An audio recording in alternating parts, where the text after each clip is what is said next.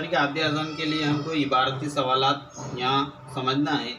एक सवाल है 12 इंच और 24 इंच की नाप पट्टियों के यकसा टुकड़े करना है, तो बड़े से बड़ा टुकड़ा कितने इंच का होगा।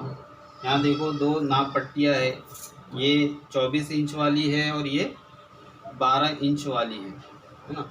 हमको इसमें से इनके टुकड़े करना है। तो यहाँ समझने के लिए सबसे पहले हमने 12 इंच वाली नाप पट्टी के टुकड़े कितने किस्म के हो सकते हैं यहाँ पर देखें, 1 2 3 4 6 और 12। उसके बाद 24 इंच वाली नाप पट्टी के टुकड़े 1 2 3 4 6 8 12 और 24।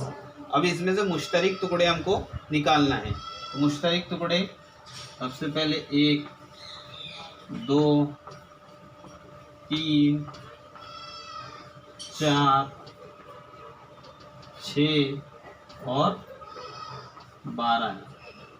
ये इसके मुश्तरक टुकड़े हैं। इसमें से सबसे बड़ा टुकड़ा वो 12 है, तो इसका मतलब ये है कि बड़े से बड़ा टुकड़ा जो हमको बनाना पड़ेगा वो 12 इंच का बनाना पड़ेगा।